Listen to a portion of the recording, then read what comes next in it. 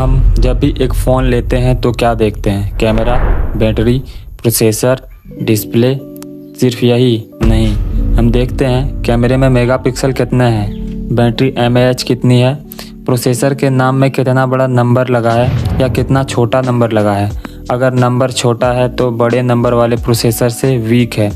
क्यों? सही कहा ना मैंने, क्योंकि इंसानों का ये नेचर है कि वो ज़्यादा बड़े नंबर को देखकर अट्रैक्ट हो जाते हैं।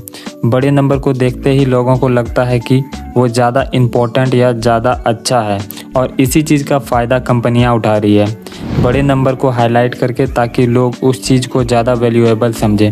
अब सीधे मुद्दे पर आते हैं। तो इस वीडियो में हम बात करेंगे अंतुतु के बारे में कि ये क्या है, इसे क्यों बनाया गया, इसमें क्या अच्छाई है, क्या बुराई है, और कैसे स्मार्टफोन कंपनीज गलत या ज़्यादा स्कोर शो कराकर कस्टमर्स को बेवकूफ़ बनाते हैं, जैसे कि आपको और मुझे, और भी बहुत कुछ, जैसे 2021 में रियलमी ने किया। सबसे पहले आपने ये तो ज़रूर सोचा होगा कि अंतुतु है क्या, तो यहीं से शुरू कर देते हैं। अंतुतु बेंचमार्क एक एप्लीकेशन है जो किसी डिवाइस के पावर को पता लगाने का काम करता है।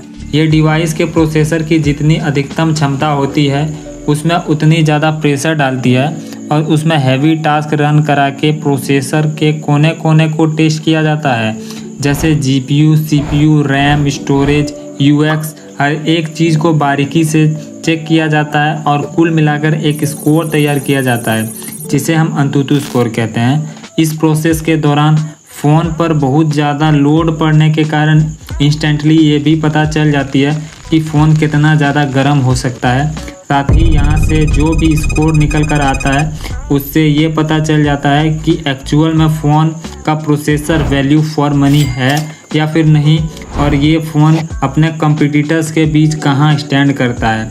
अब आपके मन में तो ये भी चल रहा होगा कि एक फ़ोन को बिना रुकावट के चलाने के लिए, एकदम लैग फ्री चलाने के लिए कितने अंतुतु स्कोर की ज़रूरत होती है। तो देखिए, आमतौर पर अगर फ़ोन की अंतुतु स्कोर 3 लाख से 5 लाख के बीच होती है तो ये नॉर्मल कामों जैसे ब्राउजिंग, सोशल मीडिया और हल्के फुल्के गेमिंग के लिए अच्छा परफॉर्मेंस देगा। और अच्छा परफॉर्मेंस अगर आपको चाहिए तो इसके लिए कम से कम 5 लाख से ऊपर का अंतुतु स्कोर तो होना ही चाहिए, ताकि फ़ोन बिना किसी लैग के या फिर रुकावट के चले। हाँ, यहाँ तक तो ठीक है, लेकिन क्या हो अगर मैं कहूँ कि बेंचमार्क स्कोर को आसानी से बढ़ाया जा सकता है। अब ये सुनकर आप खुश मत हो जाना, क्योंकि इससे फ़ोन के रियल लाइफ परफॉर्मेंस में कोई भी फ़र्क नहीं पड़ने वाला है। ये स्मार्टफोन कंपनीज इसीलिए करती है ताकि कस्टमर्स को लगे कि ये फ़ोन ज़्यादा स्कोर शो करा रहा है, मतलब ये फ़ोन अदर के कंपैरेटिवली ज़्यादा अच्छा है। अच्छा, मैं आपको पूरी कहानी बता देता हूँ। 4 मार्च 2021 जब रियलमी के GT सीरीज़ का पहला फ़ोन रियलमी GT लॉन्च किया गया, इस फ़ोन में काफ़ी अच्छी स्पेक्स दी गई थी तभी के हिसाब से, इंक्लूडिंग प्रोसेसर। जब इसका बेंचमार्क टेस्ट किया गया तो इसके स्कोर बहुत ज़्यादा आ रहे थे। इसमें स्नैपड्रैगन 888 प्रोसेसर दिया गया था, और ये तब के टाइम का फ्लैगशिप प्रोसेसर भी रह चुका है।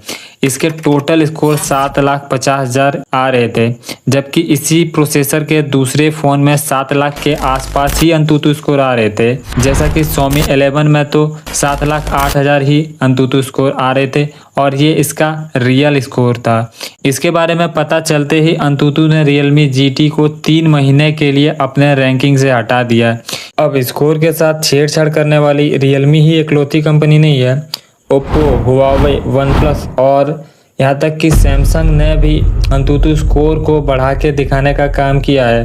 अब यहाँ बहुत से लोगों को लग रहा होगा कि प्रोसेसर की उतनी ताकत है तभी ना उतने स्कोर निकाल पा रही है।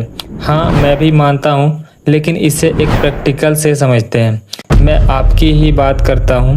आप किसी भारी सामान को अपनी पूरी ताकत से उठाकर कुछ दूर तो तेज़ी से पहुंच जाओगे, लेकिन दूर जाने के बाद आपकी स्पीड कम हो जाएगी, आप थक जाओगे, क्योंकि आपने अपने शरीर के पूरे ताकत को लगा दी है।